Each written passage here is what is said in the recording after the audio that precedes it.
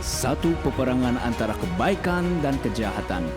Dan kita adalah sebahagian daripadanya. Sejarah telah membuktikannya. Nubuatan memberi amaran. Salib menunjukkan jalan dan tidak lama lagi Yesus akan kembali. Inilah kontroversi besar.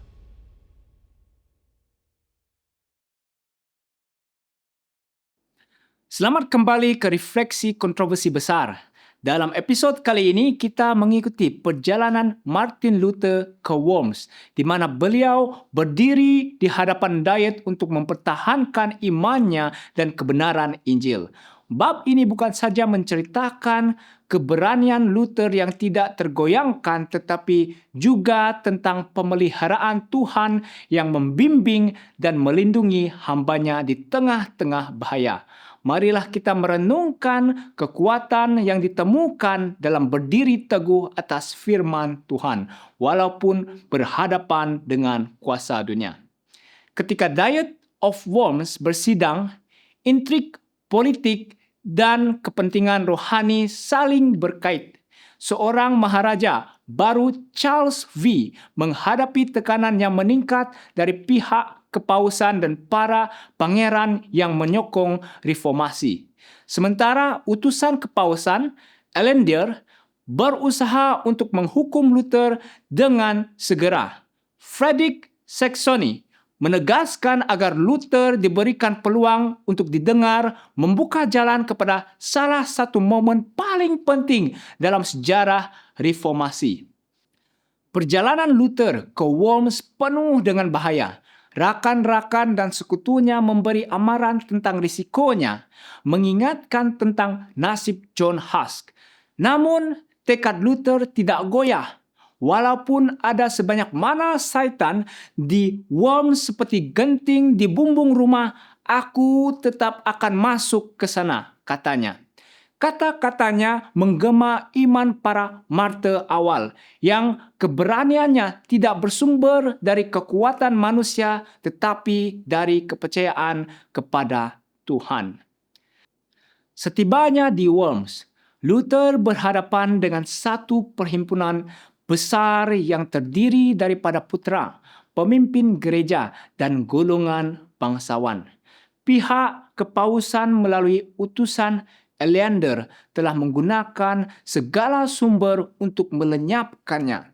Namun, berdiri di hadapan perhimpunan megah ini, pembelaan Luther tidak berdasarkan kepada kefasihan atau keangkuhan, tetapi kepada kebergantungan, rendah hati pada firman Tuhan.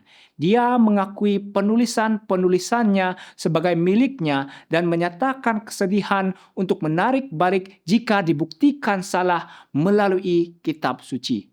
Di sinilah aku berdiri, katanya dengan terkenal. Aku tidak dapat berbuat lain, semoga Tuhan menolong aku. Amin. Kesaksian berani ini mendetakkan titik perubahan. Walaupun Diet berusaha untuk menghukum Luther, kata-katanya menguatkan hati ramai. Ada yang tersentuh hingga yakin, yang lain tergama dengan kekuatan hujannya. Maka Maharaja Charles V maupun akhirnya berpihak kepada Roma.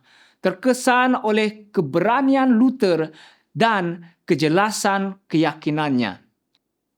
Selepas Diet, kehidupan Luther berada dalam bahaya besar. Maharaja mengeluarkan edik yang mengutuknya sebagai bid'ah dan ancaman kematian menjadi nyata. Namun, Tuhan dalam pemeliharaannya menyediakan tempat perlindungan.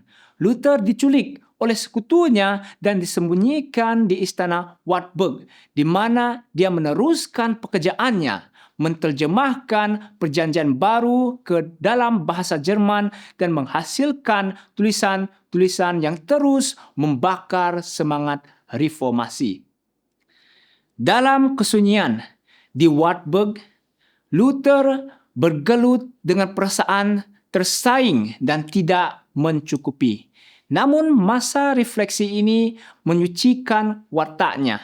memperdalamkan kebergantungannya kepada Tuhan dan mempersiapkannya untuk kerja reformasi yang berterusan. Ia menjadi peringatan bahwa reformasi bukanlah karya Luther tetapi karya Tuhan.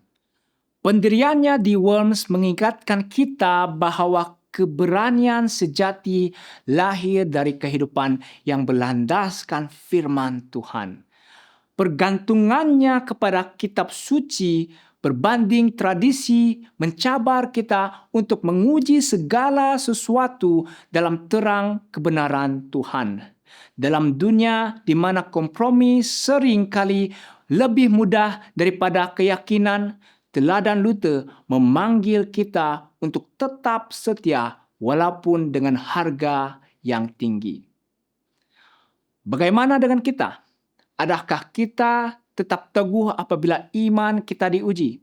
Adakah kita bersedia untuk mengisytiharkan seperti Luther bahwa hati nurani kita hanya terikat kepada firman Tuhan?